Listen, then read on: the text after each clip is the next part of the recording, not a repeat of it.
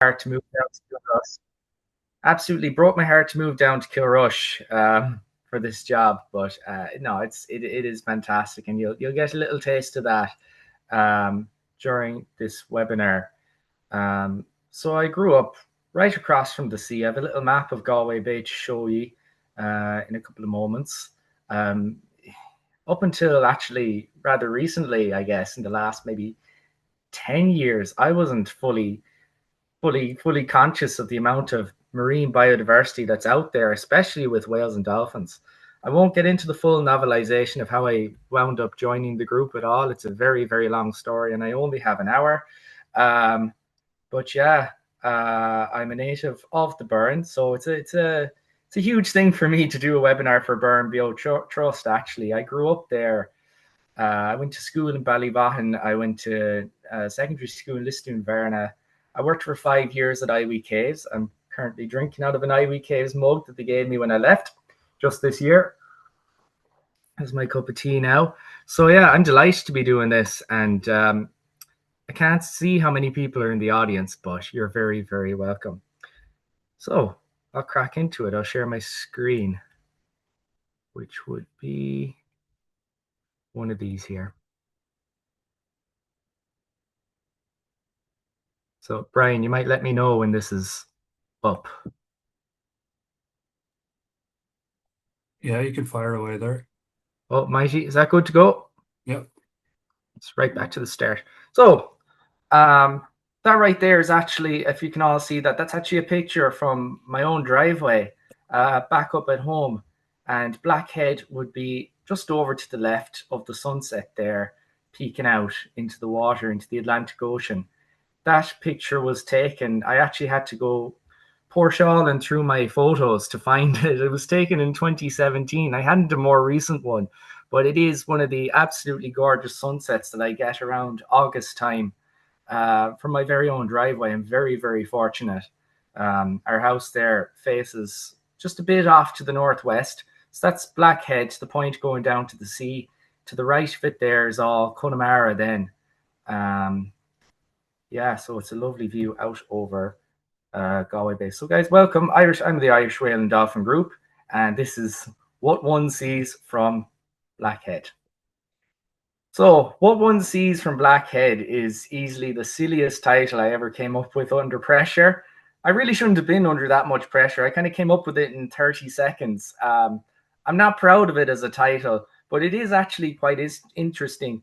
Even before I get into the blubber now of this webinar and the whales and dolphins and porpoises, what one can see from Blackhead, even without any cetacean sightings, is actually quite interesting on a nice clear day.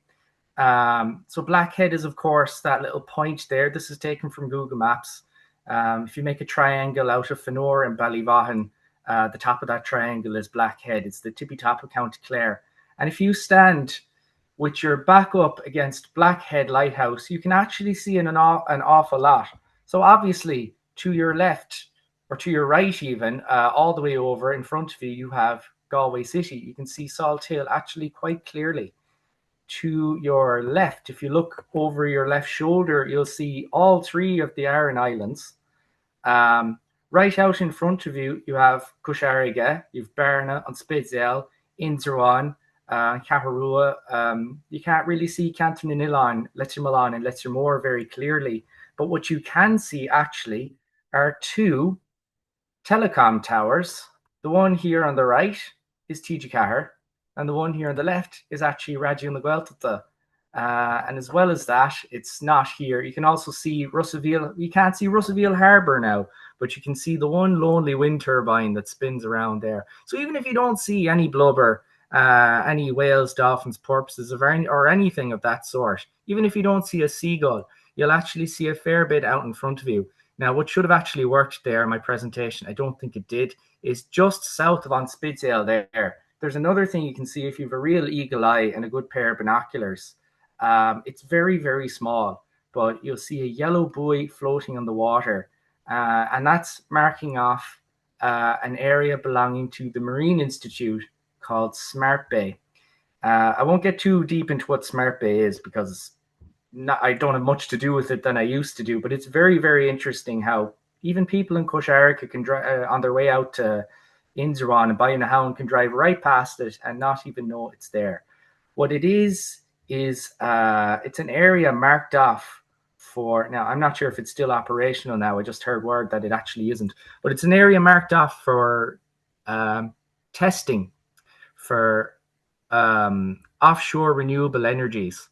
So what they do is they float projects out in the bay and they're testing how they hold up against the power of the Atlantic Ocean. Now, they're only testing at quarter scale. The power of the waves in Galway Bay isn't quite as strong as it would be out in the main ocean, because the Aran Islands there are natural breakwater.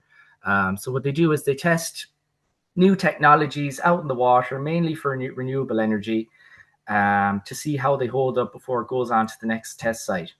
Under the water then, and at the moment this is still operationally functional. I checked it a few days ago. There is an observatory. Now that's not something you can go down into and look up and see all the fish when you're inside of it. What it looks like for all the world, and I don't have a picture to show you now, is it's a bit like somebody's abandoned art project. It's a big hunk of metal and it's loaded with sensors. It's sensing salinity in the water. It's testing wave height. It's using sonar. It's checking the currents, chlorophyll, and a whole host of sensors, just checking out what the water is like in Galway Bay. But it's also got 2 cameras connected to it that are live streaming constantly, connected to the land by fiber optic cable. And you can hop onto smartbay.ie if you're interested in seeing all the fish swimming around live in Galway Bay. So that's just another thing you can actually see from Blackhead if you're looking very carefully. You won't see the observatory under the water, but you will see the yellow buoys floating on top, marking off that area. So Blackhead, just in general, without any whales and dolphins, is actually a very, very interesting place. And also, it's just obviously visually stunning. I might be a bit biased to say that it is one of the most beautiful coastlines, in Ireland. The reason it's called Blackhead, I've seen this written somewhere, is that now Oscoega it's called Cian Ó Nialáin, so the head of the burren, because obviously it's the very top, the most northerly point in the burren, really. But Blackhead, it's not Cian Dubh. Blackhead refers to the darker limestones closer to the shore. They're older limestones. They're a bit more muddy than the ones you see up in the uplands of the burren. So that's where it's believed the name Blackhead came from, for there. So even if you don't see anything, it's still a very interesting place. But it is a very active place for cetacean activity. What I have here is a photo by, I must check who took this photo actually. Was it Conal Flanagan? What you have there is common dolphins. And we'll go through these species now that we have off of Ireland's coast now in a minute. Just want to make sure I credit this properly. 1 minute now. Very important that you cite your sources with these. So that was actually Dave O'Connor. That was Dave O'Connor's photo there. An absolutely fantastic photo. In fact, there's 2 more with that that show a timeline of, I'll just share the screen again. They show a timeline of the, or a time lapse. It's in series of the dolphin coming up out of the water. The one there at the front of the screen in the foreground, coming right up out of the water and splashing back in. You also see in the back there a mother and calf pair there. So that's a baby common dolphin there, or a juvenile, still, I reckon, with its mother beside it. So that's very cute. So who are we as an organization, the Irish Whale and Dolphin Group? We were founded in 1990, a good 11 years before I was born, actually. It was a group of people interested in making Irish waters a sanctuary for whales and dolphins, making them a truly protected species in our waters. This is coming against a backdrop of globally there was still a lot of whaling going on, a lot of hunting for whales. So the real genesis point for our group was to make a sanctuary of Irish waters. And Irish waters actually cover a huge amount of area. We're not just the land itself. Our maritime territory covers 7 times the area that the land has. If you ever look up the real map of Ireland, you'll see just how much is under our jurisdiction, really, between our exclusive economic zone and beyond. And it's a hugely diverse place for whales and dolphins in Ireland, covering a huge range of habitats. Our inshore waters are rather shallow, but the further you go out, the closer you get to the continental shelf, which becomes very, very deep water. And where the deep waters of the continental shelf meet with the relatively shallow inshore waters, you get upwellings of nutrients. The currents push nutrients from the deep water up to the surface. And that's the very basis of your food web, of the food chain. You have the phytoplankton there that they get their energy from the sun. They're using photosynthesis. Of course, they get eaten by the zooplankton. The zooplankton is eaten by the small forage fish like your sprat and your sand eel and so on. And what comes along to eat them? Only the bigger fish, or maybe in fact the marine mammals, the whales and dolphins of Ireland. And Ireland is hugely important for migrating baleen whales. This is where they come to feed. Now, they're more than likely finished for the year at this point. They definitely will be next month.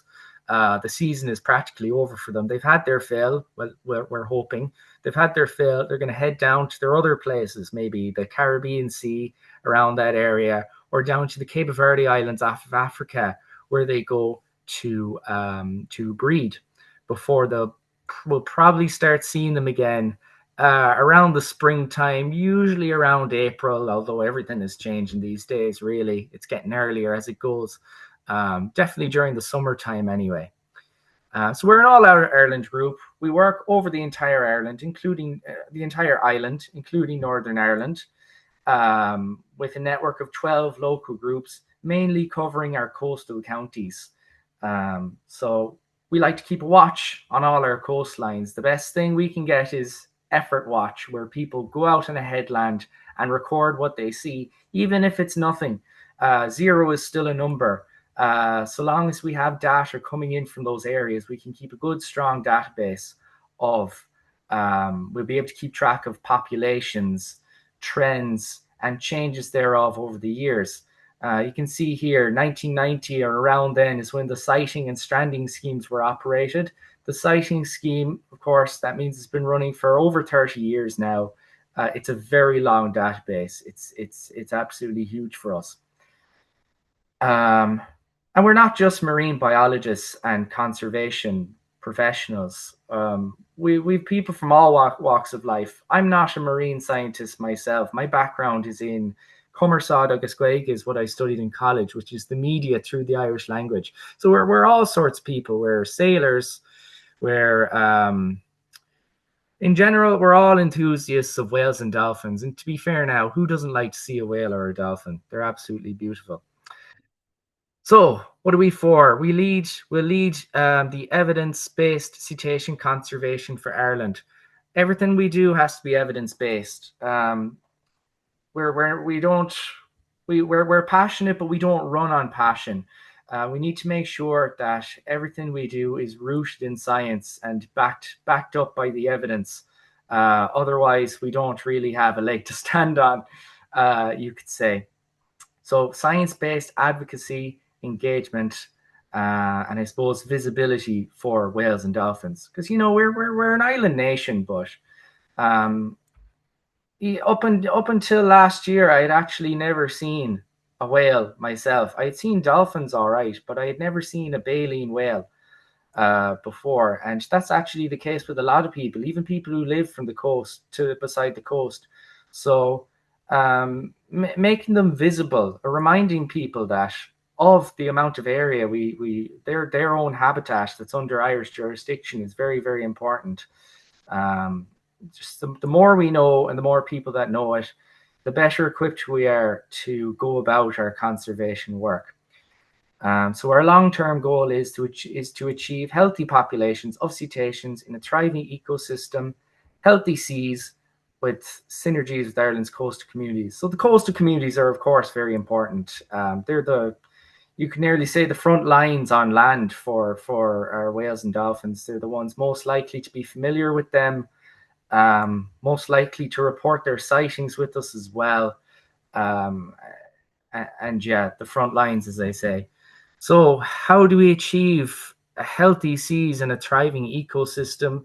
Well, we're a member organization of a coalition called Fair Seas. And this is also a worldwide thing. Fair Seas is the Irish contingent of it, or an Irish contingent of it, I guess, but worldwide, there's a real push for marine protected areas in waters globally.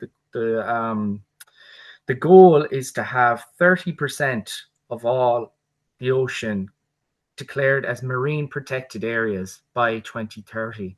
So what does that mean? It's an area. It's areas that are free for wildlife to thrive, free from pressures such as fishing, maybe marine construction, that sort of a thing. And these just a few areas for them, and we'd prefer if there was much more than 30%.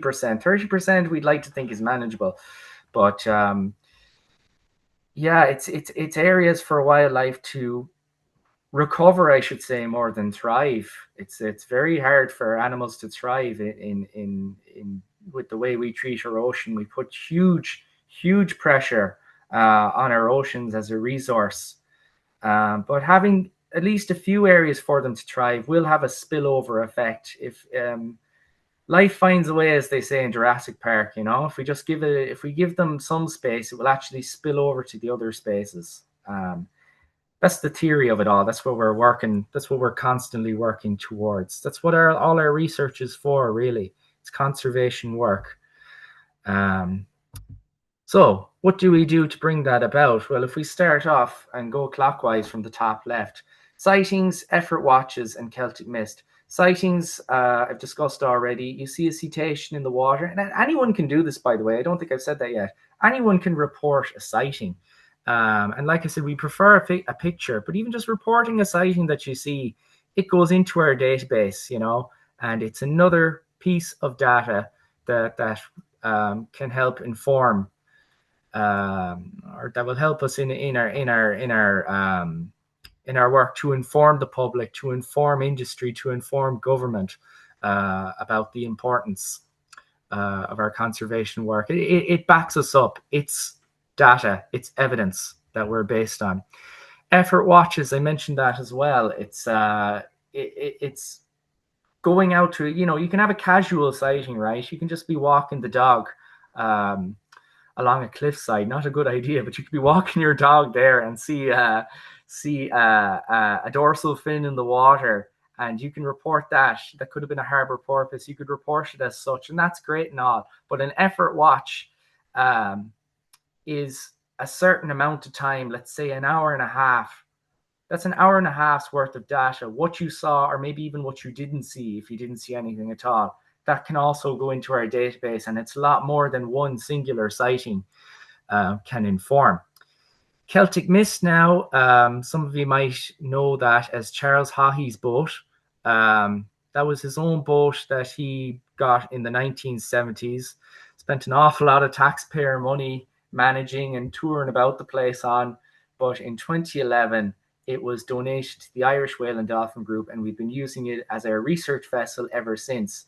We sail all around Ireland's coast every year from about May up until September, and we do very important survey work. We check out all the areas of interest for MPAs.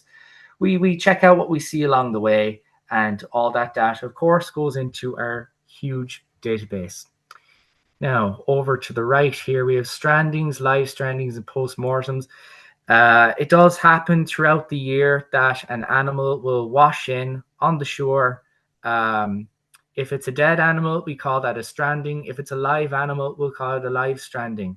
If we start with the dead strandings, yeah, what if it happens each year? Sometimes it's natural. It's not always to tell.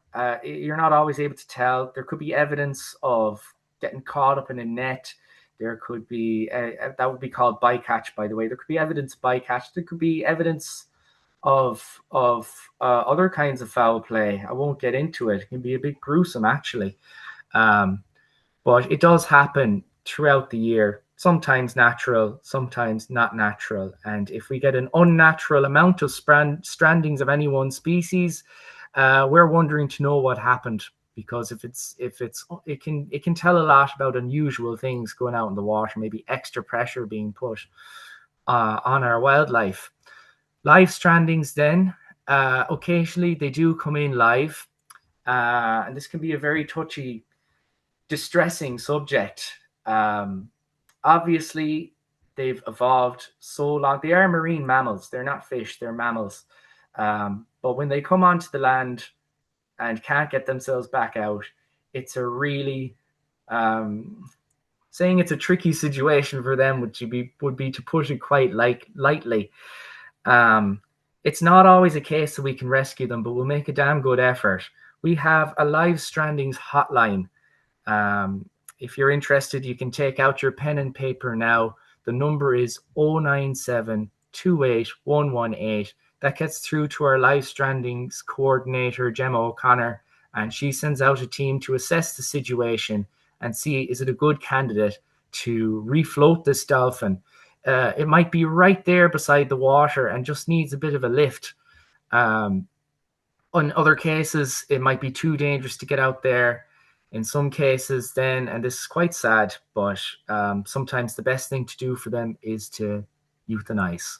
They might not be a good candidate for refloating. There might be no hope for them. And the best thing to do is sometimes to end their suffering. Just make it as easy as possible for them. And it's not a popular one with the public, but I guess the alternative is watching them suffer on the beach, which is much, much worse. Postmortems, then, is something we very, very, very occasionally get to do. There's no state-run postmortem scheme at the moment, so it's not often that we get to do a postmortem on a stranded animal. We are running a program quite recently, actually, where we've managed to get 4 common dolphins off of the beach, dead ones, of course, and bring them down to the regional vet lab in Cork. And a post-mortem can reveal as close as, I guess, as we can get to the exact cause of death. And that can inform a lot of our work as well. Yeah, very, very gruesome stuff. We'll move on from that. Courses. Occasionally we run courses. One of those is a live stranding training course where Gemma will pick a coastline around the country, and she'll run a course on how to look after a live stranded animal. We had, I think it was 4 courses this year, maybe 5. There was one in Blackrock, County Louth. There was one in Salt Hill in Galway, Ballyvaughan in Kerry, and there's always one in around Blacksod in Mayo, which is a hotspot for common dolphins stranding. It's just something to do with the landscape of the area, the underwater geography. A whole pod of dolphins can get caught up in there, and it's best if the locals who are used to this kind of thing know how best to potentially rescue. It's usually a fairly good news story, but like I said, things can get gruesome and distressing. The floating classroom, that's my big ticket item every year. At the end of Celtic Mist survey season, I get the boat and I choose a community, a coastal community somewhere around Ireland. And what we do is we get as many local schools on board as we can and do workshops, a bit like this one that we're doing now, on basically on the ecosystem and the food chain, using whales and dolphins as a flagship species. So that's my big thing every year. We were in Galway City there in September, and it was absolutely fantastic. We did 2 weeks of it.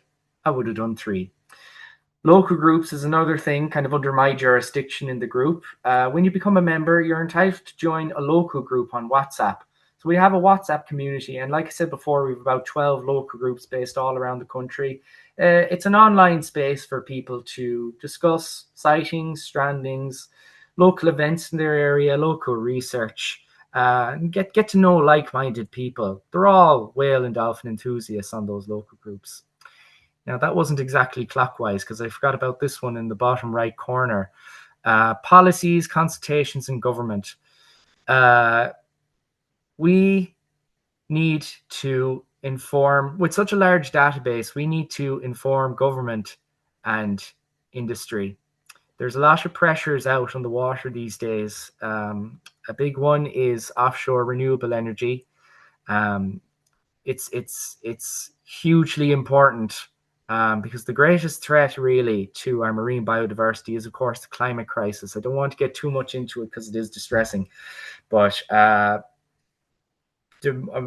direct pressure would be how we go about that. Of course, we have our renewable energy, our wind turbines going off our coastlines.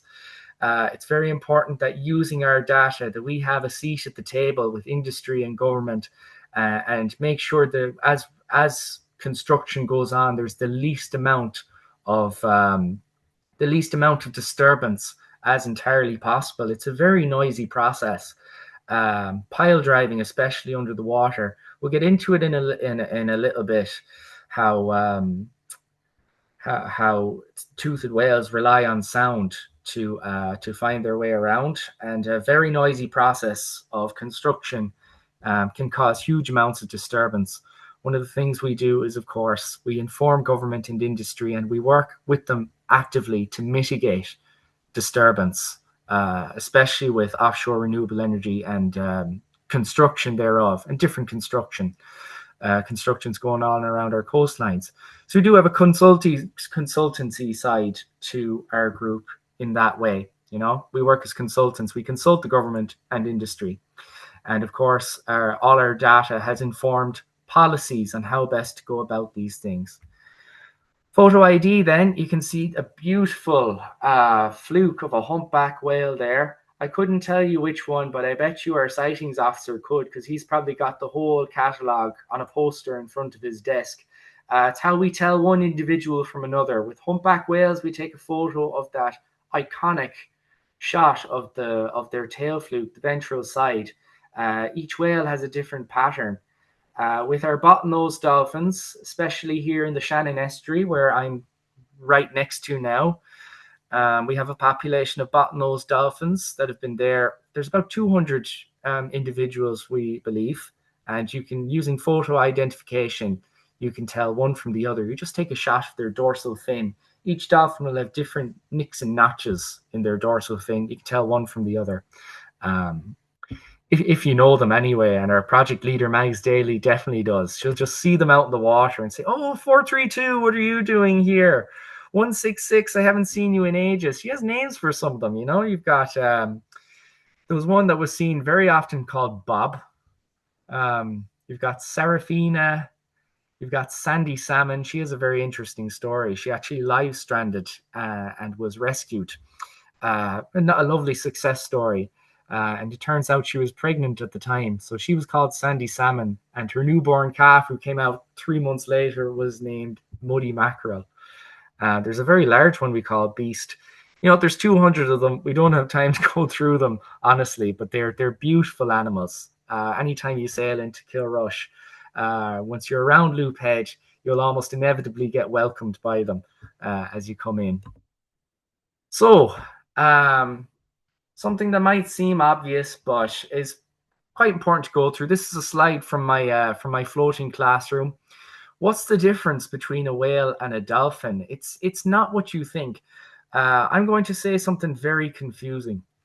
All dolphins are whales, but not all whales are dolphins. So for the purpose of this webinar, we have two types of cetacean. Cetacean is the fancy word. We have two for whales, dolphins, and porpoises. We have two types of cetaceans in Irish waters. Just to keep it simple for this webinar. That's your toothed whales and your baleen whales. So let's start with the baleen whales.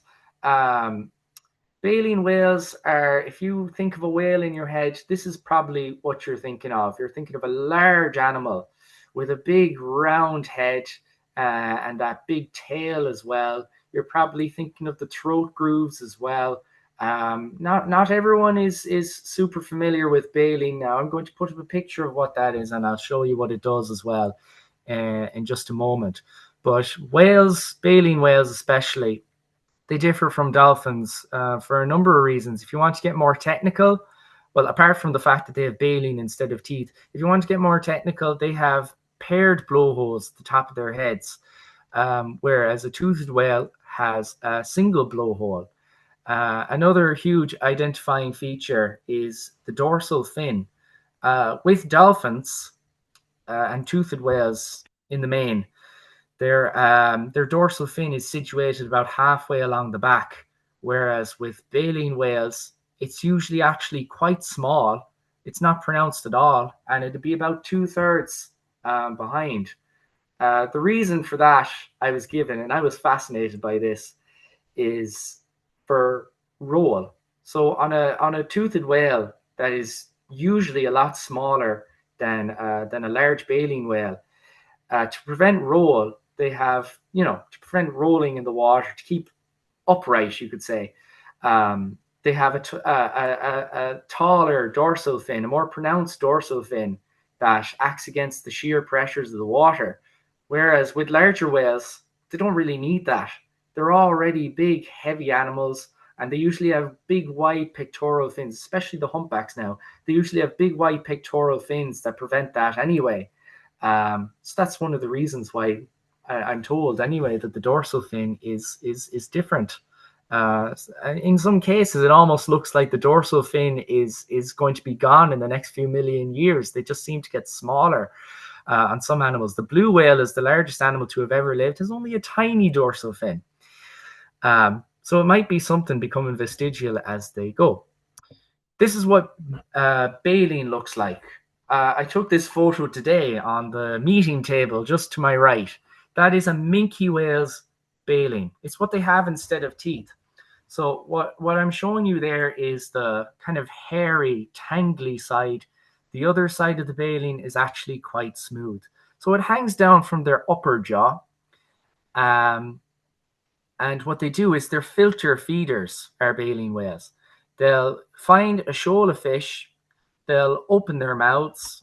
Those tongue grooves that you see there will spread out, or those throat grooves will spread out like balloons as they take in a big gulp of water. And they trap all the fish inside their mouths.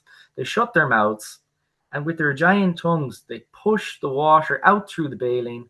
All the fish, like your sprat or your sand eel, will get caught up in the tangly side. The water will go right out the smooth side. They swallow that, and that's their dinner for the day. Now, that might be hard to imagine, but we'll see how well this video works here of humpback whales in the process of feeding on what I believe are krill. And this looks like it was done by Crossing the Lines Productions.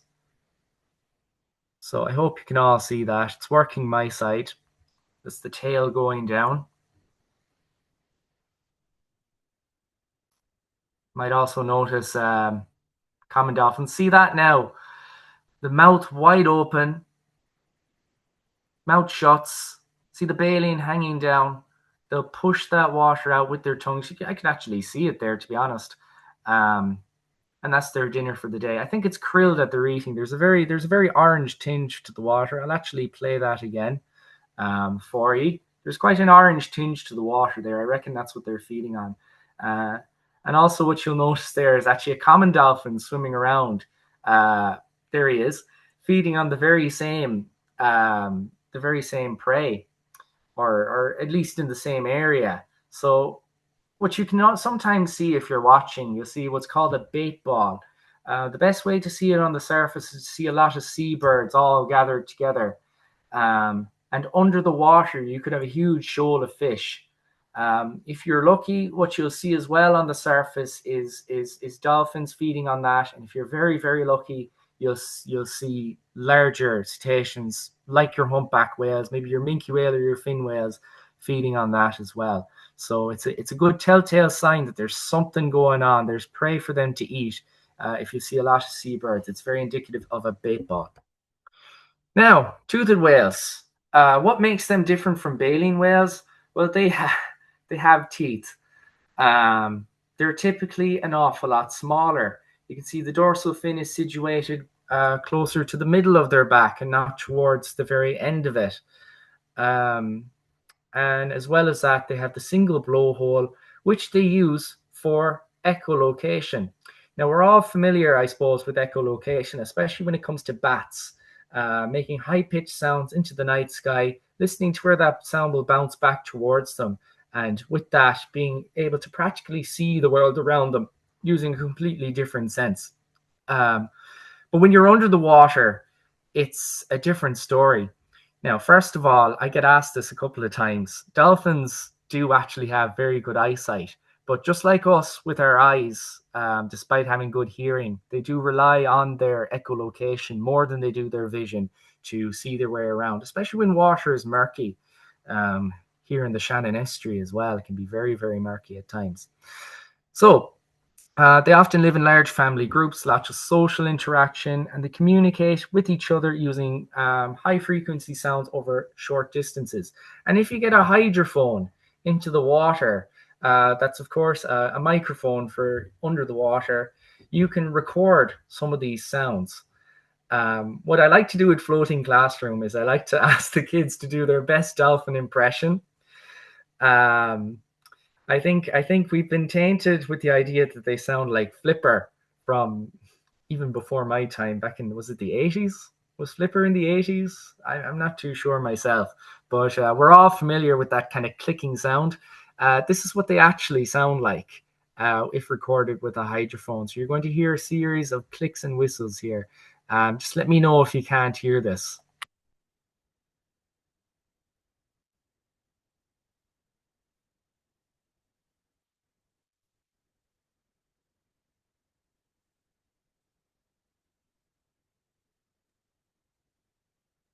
I'm not hearing anything there, Cian, anyway.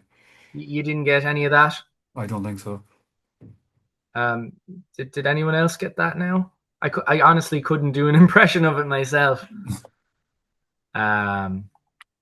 Oops. Yeah, a little bit faint there, actually. Was it faint?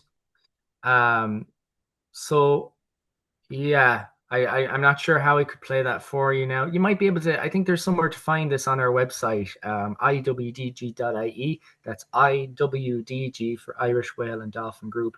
I think there's a page somewhere under. It's on the education and outreach side, I think. I'll look into that. But yeah, what you basically would have heard, I've had kids describe it as sounding like a chainsaw. It sounds like an engine. One of the kids, he was only in third class. I don't know where he heard this, but he said it sounded like an AK-47. It's the sound of those clicks. And those are the sounds they make. That's the sound they're listening for to bounce back towards them. And the closer they get to it, if any of you heard that, the faster it gets. And it's like us squinting our eyes to see something better. There were also whistles there as well. That's how they communicate with each other. So they do be chattering away at the very same time. So now I'll go through some of the species commonly seen from our shores. How am I for time? Yeah, looking good. So some of the species commonly seen from our shores would be the bottlenose dolphin is the big one. Anytime someone thinks of a dolphin, this is probably what they're thinking of: a fairly large gray animal, no particular pattern, a stubby beak out front, and known for jumping about in the air and being very charismatic. So they are beautiful animals. We have about 200 of them here in the Shannon Estuary. They're very well known for their kind of playful nature. Although playful Playful might be a dodgy word to use. We're well used now to seeing in the media that bottlenose dolphins are very friendly, playful creatures, but that's not necessarily the case. Um, what people should know before they go engaging with bottlenose dolphins, or really any dolphin, but especially bottlenoses, is that they're large animals, they're wild animals, and they're quite intelligent. And the reason they're able to jump out of the water like that so gracefully and so high up in the air is because their bodies have pure muscle. Um, if you get a whack of that tail, whether on purpose or by accident, or the other way around, whether by accident or on purpose, if a dolphin is splashing its tail at you in the water, that doesn't mean come and play with me. That means F off. And not a lot, and people might be so taken in. It does happen. They're so taken in by the fact that they're friendly animals that they think, oh, it's inviting us to come into the water and play. It is absolutely not. And if you get a whack of that tail, it's a trip to the hospital. You'll be talking broken bones. So maybe, and in some cases, maybe they are being playful. We're not going to tar them now with a black brush, but their version of play, like all wild animals, could just be a bit more brutish than ours. Like, for example, they do beat up the harbour porpoises for the absolute crack. It's thought, they'll just ram into a harbour porpoise for seemingly no reason, maybe just having a bit of fun. They're beautiful animals, lovely to look at, maybe just from a distance. Now you have their cousins here, the common dolphins. We saw some of these, one of the pictures from Blackhead. They're usually a good bit smaller. And when you see these guys, you'll often see them in a fairly large crowd. You could get up to, you could get usually crowds of about 14, 15 individuals, but that number can get very, very high. You can get hundreds of them traveling. They're usually a bit more pelagic, more offshore. You can get hundreds of them traveling together, and occasionally you can even get thousands of them traveling together, like superpods. They're not like the bottlenose dolphins, because the bottlenose dolphins are slow and graceful, whereas the common dolphins actually kind of look like they're always in a hurry. You can see the one on the top right kind of giving us the crazy eye. They usually move a lot faster through the water. I suppose they can be curious in nature at times, but maybe not so much as the bottlenose dolphins are. Unusually, in 2011, there was a huge increase in the number of strandings per year. To my knowledge, that hasn't gone down, so we're not entirely sure why. It's very, very hard to tell, for a lack of a post-mortem scheme, why such an increase in strandings occurred. But like I said, increases, kind of unusual increases, can be indicative of something going out in deeper water. Now, the Rizzo's dolphin. Has anyone seen one of these before? They're so funny looking. They don't they don't really agree with what you might understand a dolphin to look like. From my own experience, that was definitely the case. The one and only time that I've seen a Rizzo's dolphin was right where I live in Muckinish. It's a very tidal area there, where the tide goes out and often reveals a large sandbar. And one morning, about 10 years ago nearly, a large kind of white animal was just plopped up on that sandbar. And I'd never seen anything like it before. I discovered a few years down the line that it actually was one of these, a Rizzo's dolphin. They start off like normal, like a bottlenose dolphin would, color wise. They're gray in color. They don't grow a beak. That's just their nature. But they're gray in color. But over time, they collect this scarring. It's thought to be inflicted by other Rizzo's dolphins during social interaction. Another theory is that it happens when they go looking for food under rocks, which they would occasionally do. But whatever about the pigment of their skin, it just turns white with scarring. So an adult Rizzo's dolphin is often kind of whitish in color. They're often mistaken for beluga whales, which we don't get down here because we're not in the Arctic. Beluga whales also don't have dorsal fins. So if you see a kind of whitish animal, typically around island areas, you can see, I think that's Skellig in the background there. They're well known around the Saltees this summer, I think, and also around the Blaskets. And I think recently enough, when I was doing floating classroom anyway, there were some spotted around the Aran Islands. So if you're around any of those areas and you see an animal like that, it's not a beluga whale, it's probably a Rizzo's dolphin. And I count myself very lucky to see one of those, even though they are rather common. The killer whale. Everybody's familiar with this fella. Apex predator of the sea. Although some people mightn't be aware that we do actually get these in Irish waters. Occasionally, an orca or killer whale will enter Irish waters, but you can never predict it. You can never know when a killer whale is going to turn up. And if I saw one of those, I would be absolutely jumping for joy. If it's a male, you'll never mistake that large dorsal fin coming your way. In males, it can be up over 6 foot. Females, it's not so pronounced. But as soon as you see those iconic white patches there, you'd want to get the cameras out handy and get as many photos as you can and cherish that memory as well as you can. They're beautiful animals. I have yet to see one myself. On the top right photo there are 2 rather famous killer whales to Irish waters. Their names going from left to right are John Coe and Aquarius, and they belong to a pod of killer whales known as the Scottish West Coast Community Group. Now, this is a bit of a sad story. There used to be 10 members in that pod going back the years. One of them was actually known as Dopey Dick in Irish waters. He arrived in Derry at some point in the 70s, but was later known as Comet by our colleagues across the water, the Hebridean Whale and Dolphin Trust. And he was one of 10 individuals with John Coe, Aquarius, and some others.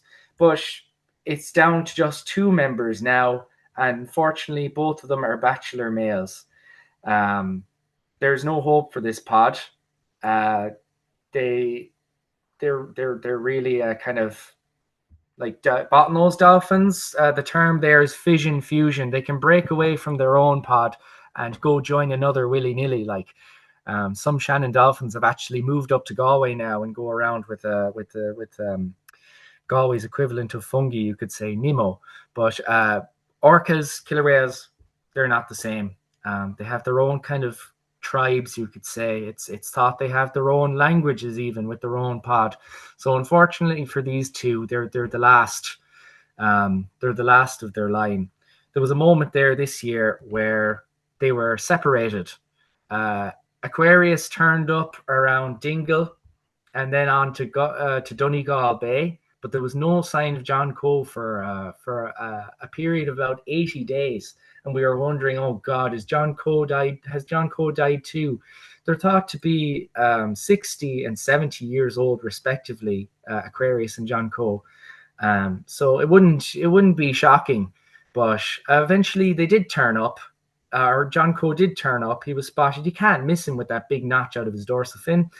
And they were seen together again this year, so we get to enjoy them for a little while longer. But it's quite inevitable. It's quite sad. We do, of course, have other populations of orcas in our waters, so it's not all bad. The harbour porpoise then is just a little cutie. He's the smallest of our cetaceans. He's our smallest toothed whale. He's only about 1.5 meters long. Generally, they're just tiny, and they're very shy too. You won't see these up to your boat. They're not curious in nature. They usually kind of shy away from you. But this is one very commonly seen off of Blackhead. I was asking my colleague Siobhan Regan to send on some photos to me for this webinar. Just photos that she got off of Blackhead, but unfortunately she wasn't able to locate them. But they're very commonly seen off of Blackhead. You just see a little triangular dorsal fin bobbing along. I saw it once. That was one of my first sightings to the whale and dolphin group. They're just gorgeous little animals. They're particularly abundant between Howth Head and Dalkey off County Dublin. Why that is, we're not entirely sure, but our Dublin local group often sends in absolutely fantastic footage of harbour porpoises just swimming around, feeding. I hope there's no kids in the audience, but some images recently were very, very interesting of harbour porpoises doing the business. Just absolutely fascinating. Amazing that we can get these things right off our coastline, you know. Very important for we're all about better understanding of cetaceans in Irish waters. So the more evidence we can get, absolutely the better. Minke whales then are the smallest of our baleen whales. Up in 8.5 to 10 meters. You saw a minke whale baleen I showed you there in the image earlier. These would be much more commonly seen than our other baleen whales. I've seen these in Galway Bay while out on a boat. I think I saw two of them even, and they're just beautiful to come out of the water. They won't always breach like you see in your top or in your bottom right photo there. What you usually see is kind of a hump coming up over the surface of the water. You just see the kind of the top of their head, the arch of their back. You get the dorsal fin, and it's down again. And it's all over in the space of 1 second, 1 full second, which is actually, if you see them, it actually kind of looks like slow motion. It's absolutely beautiful. And then they're down for the next 5 or 6 minutes before they need to come up for a breath again. Now, you won't see it the blow when they come up for a breath. If you're lucky, you will. You might hear it. And maybe you'll see a small, low, bushy puff of vapor. But whether you hear it or see it is kind of irrelevant because you're more likely to smell it. Minke whales have kind of earned the moniker "stinky minky" for the smell that does come out of that does come off of them when they take a breath like that. I haven't been so fortunate as to smell it myself, thankfully. But I've heard it described as raw sewage, rotten, stinking fish. And there was one point where a crew was out on Celtic Mist and they had to check the bilge pumps. They thought something had gone seriously wrong. But it was just a minke whale that had come up near enough to them and they just so happened to be downwind. So if you see one of these, absolutely report it. But hold your nose. Maybe bring a peg. The humpback whale then is the one everybody wants to see. I want to see a humpback whale. I reckon everyone in the audience wants to see a humpback whale. They are the most charismatic of our baleen whales. We saw them in action there feeding on what I believed was krill with common dolphins around them. They are well known for just being gorgeous animals, you know, jumping right out of the water, landing with a huge splash. We actually had one of these in the Shannon Estuary. I know that's not the Burren now, but we had one in the Shannon Estuary for the first time on our records, which is extremely interesting since it's mainly bottlenose dolphin country up our estuary. But yeah, we had one around this time last year, splashing around, having the time of its life in the Shannon Estuary. Unfortunately, I wasn't able to go down and see it.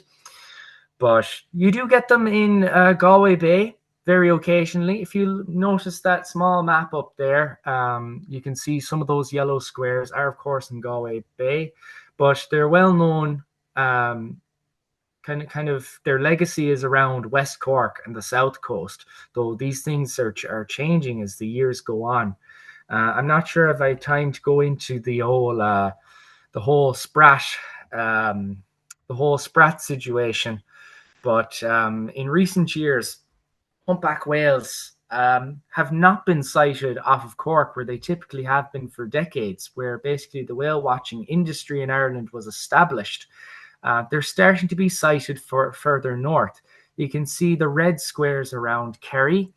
They're being spotted more off the Blaskets and around Slayhead in that area of Dingle. than they ever were before, and also especially so in more recent years around Donegal Bay. So now these days, if you're looking to see humpback whales, West Cork isn't really the place to go anymore. It's Donegal Bay. You can look out from Mullaghmore Head in County Sligo, or you can look south from around Slieve League, and you might be lucky. There's tour boats operating out there as well. Reasons for that? Well, the easy one to say could be climate change. They don't come to Ireland on their holidays. They come here for one thing, and that's to fill their bellies.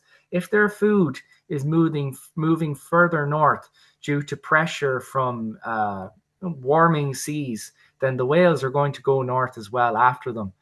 The other one, and I'll just go into it very, very quickly, is the fact that we may just be taking too much of their food out of the water. There's been huge effort for sprat fishing around West Cork, and sprat is a keystone species. It's what everything basically feeds off of. It's what our tuna eat. It's what our larger fish eat, and importantly to us, what our whales and dolphins eat. The seabirds eat it too. And if too much of that is taken out of the water, we're just not going to get the amount of biodiversity, the amount of life in those areas. And you might be wondering, well, why sprat? Why are we fishing for sprat? You won't find sprat in the frozen food aisle in Tesco. We don't eat it. What happens to it is it gets shipped off up to Killybegs and turned into fish meal for salmon farms. And that would be okay if it was done sustainably. But up until very recently, really October of this year, there was no official quota on how much sprat you can take out of the water. It was considered a commercially insignificant species when it comes to fishing. Whereas, you have EU set quotas that are informed by Marine Institute and so on other commercial fish. But sprat was not considered commercial fish and has only very recently gotten some legislation to protect it, to protect stocks, and in turn to protect our biodiversity that depends on sprat and other small fish of that nature. So the fin whale now is the largest that we commonly see in Irish waters. We do get the blue whale as well. The fin whale is second in size, only by about 5 meters or so. They are enormous animals. It's very hard to describe over a webinar just how large they are. But they are so large and fast moving through the water, actually. They're called the greyhounds of the sea, that you'll actually often get common dolphins bow riding them, swimming in their slipstream. That's how large and fast they move. And what else can you say? If you don't see the fin whale itself out in the water, what you might see is a very, very tall columnar blow that goes well up into the air. On a very clear sunny day, that water vapor will actually hang in the air, and you'll be able to see it for a couple of seconds. And if you see that, you've just spotted a fin whale. They have a very interesting way of feeding. They do go sideways, and lunge feeding is where they go into their prey. You saw the humpback whale do it, but the fin whales turn sideways, and it's had a very funny evolutionary effect. One of the distinguishing features of a fin whale is the fact that their left jaw is darker and their right jaw is lighter. It's white in color. And that's because of their feeding behavior where they turn their heads. You'll notice with a lot of marine megafauna that they're dark on top and they're white down below. And that's because dark on top camouflages them from above, and white below, where you can see light at the surface. When they're white underneath, it camouflages them from below. So yeah, it's believed that their feeding patterns, probably typically over to their right-hand side, has had a genetic effect on them where their lower right-hand jaw is just white in color and the left one is dark. Very interesting stuff. So that's your fin whale. And now we're kind of, this is the last one I'll be going through today because I'm definitely running out of time. That's your basking shark, kind of an honorable mention, you can say. They're not a cetacean, a whale or a dolphin, but they do kind of act like one in a way. They're the second largest fish species in the world, second to the whale shark. And we are seeing these sharks in enormous abundance out by West Clare each year. It started about 6 years ago, I understand, that you are getting enormous congregations of basking sharks. You can see in the bottom right photo there of them swimming around in what's known as a turris, and that's understood to be a kind of a courtship behavior. They're looking for a mate, and you can get hundreds, if not thousands, of them all congregated together in recent years off of West Clare. This has been one of the best years of my life for watching out in the water, because for a full week in August, we weren't here in the office in Kilrush. We were out to Loop Head and we were watching the basking sharks. Not only were they getting up to this courtship behavior, swimming in circles, they were also breaching. They were jumping right out of the water like a whale or a dolphin would. And while that's not unusual for basking sharks, it's not understood why they do that, and it's only something they've been doing in recent years off of Clare anyways. So we're not sure why. It's absolutely beautiful to watch. We think it might be they're just putting an extra bit of effort in. Look at me, I'm an eligible bachelor of a basking shark.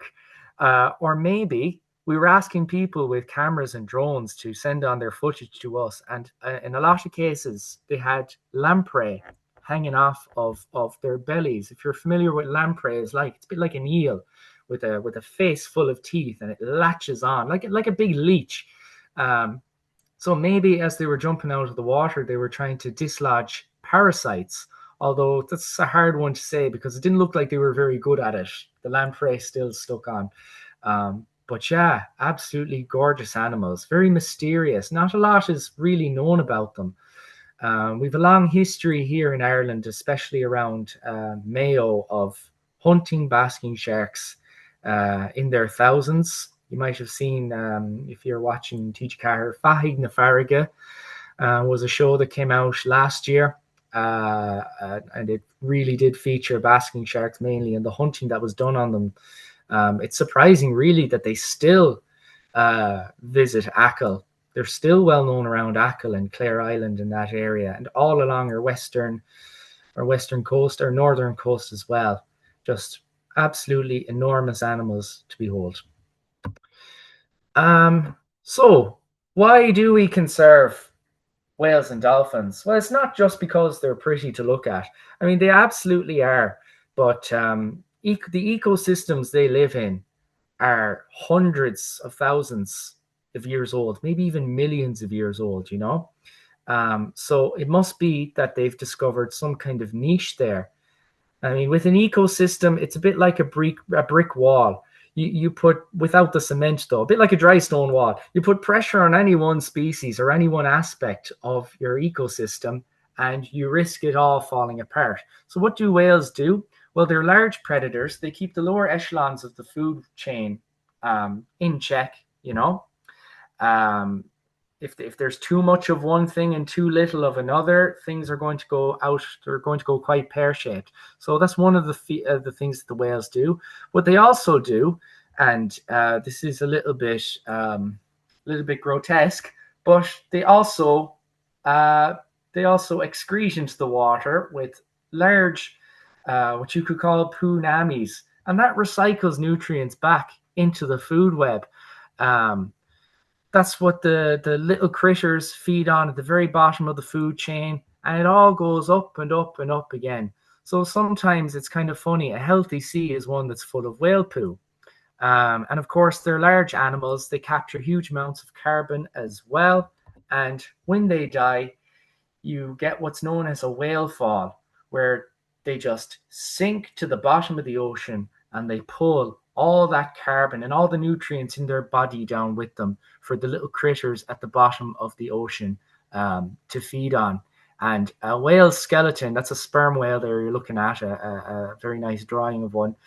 When they sink to the bottom, their skeleton can become a pantry and a place of sanctuary for the critters down below for decades, for a very long period of time.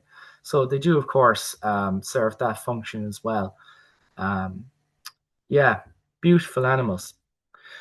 So what can you do as an audience member who's been listening to me for the past, what, hour and 10 minutes nearly? I'm so sorry I've gone overtime. You can report your sightings to us. That's the very least you can do.